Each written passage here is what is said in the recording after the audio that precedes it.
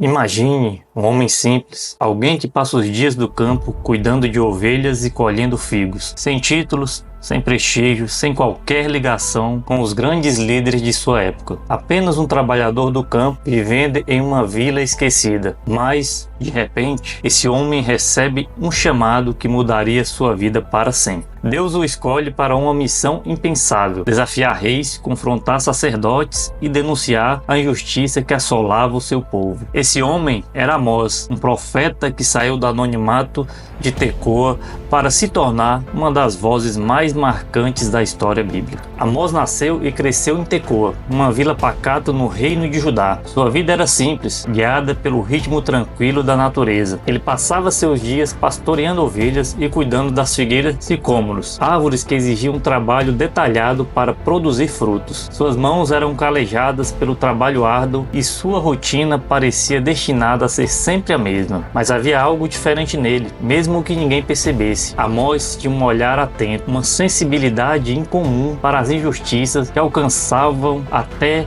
os cantos mais remotos de sua terra. Ele ouvia as histórias dos viajantes que passavam por Tecoa e ficava inquieto. Falavam de Samaria, a capital do reino de Israel, onde a riqueza crescia ao custo da opressão dos pobres. O luxo dos poderosos contrastava com a miséria dos necessitados. E enquanto todos seguiam suas vidas como se nada pudesse ser feito, Amós sentia que algo precisava mudar. Mas como? Ele era apenas um pastor. Até que um dia, tudo mudou. Foi uma manhã aparentemente comum. O sol tingia o céu de dourado e o som das ovelhas pastando misturava-se ao vento suave que soprava entre as árvores. Amós estava sozinho, refletindo, quando algo tomou conta dele. Não era uma voz audível, mas uma certeza avassaladora, um peso no coração que não podia ser ignorado. Deus estava o chamando. Ele não sabia como nem porquê, mas sentia que precisava obedecer. Seu destino não era mais apenas cuidar dos campos. Ele deveria levar uma mensagem ao reino de Israel. E essa mensagem não seria fácil. Deus o enviava para denunciar a corrupção, a exploração dos pobres, a ganância dos poderosos e a hipocrisia da religião vazia. Imagine o impacto disso. Um simples pastor sendo escolhido para desafiar os mais influentes de sua época. Ele não tinha status nem formação teológica, mas tinha algo muito maior, um chamado divino. E quando Deus chama, não há desculpas que possam impedir o cumprimento da missão. Sem hesitar, Amós deixou para trás sua vila e seguiu rumo ao norte, para Israel. O que encontrou lá confirmou tudo o que havia ouvido: palácios luxuosos, mercados vibrantes, festas extravagantes. Mas por trás de toda essa aparência de prosperidade, escondia-se uma sociedade corrompida. A riqueza estava concentrada nas mãos de poucos. Enquanto muitos passavam fome, a justiça havia se tornado uma mercadoria e a fé um espetáculo vazio. Quando chegou a Samaria, a capital, ele não perdeu tempo. Em meio às multidões, ergueu sua voz e começou a falar. No início, sua mensagem parecia inofensiva, condenando as nações vizinhas por seus pecados. Os israelitas ouviam com satisfação, pensando que estavam sendo poupados. Mas de repente, Amós virou sua acusação diretamente contra eles. Vocês exploram os pobres, acumulam riquezas injustas, pisam sobre a justiça.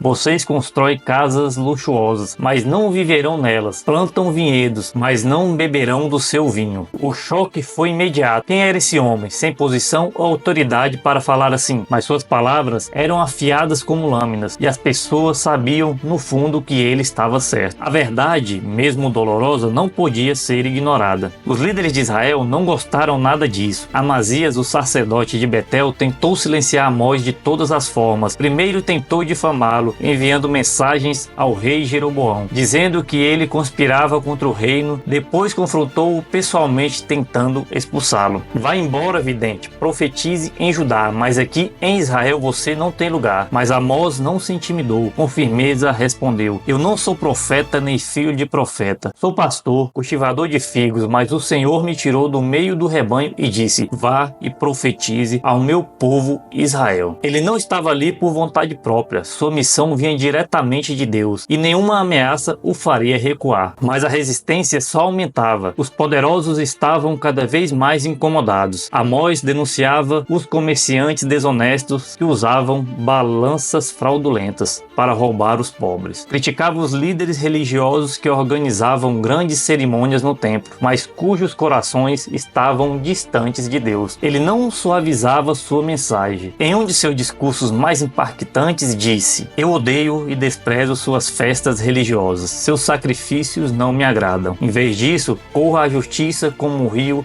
e a retidão como um ribeiro perene." A cada palavra, ele expunha a hipocrisia daquela sociedade. Ele sabia que estava mexendo com forças poderosas, mas também sabia que não poderia ficar calado. Deus havia lhe dado visões assustadoras, um enxame de gafanhotos devorando as plantações, um fogo consumindo a terra e um prumo nas mãos do Senhor, indicando que Israel estava fora de alinhamento moral e espiritual. O fim era inevitável. O reino de Israel estava à beira do colapso e, se não mudasse seus caminhos, enfrentaria um juízo severo. Apesar da rejeição, Amós também trouxe uma promessa de esperança. Ele falou de um tempo em que Deus restauraria seu povo, reconstruiria cidades destruídas e traria prosperidade verdadeira. Mas para isso era necessário arrependimento. Ele plantou uma semente de transformação, mesmo sabendo que poucos estavam dispostos a ouvir. Depois de cumprir a sua missão, Amós desaparece das páginas da história. Seu destino final é desconhecido, mas suas palavras permaneceram. Sua coragem em falar a verdade, mesmo diante da oposição, ecoa até hoje como um lembrete poderoso de que Deus usa os mais improváveis para cumprir seus propósitos. Se você gostou dessa história, não se esqueça de deixar o seu like e se inscrever no canal.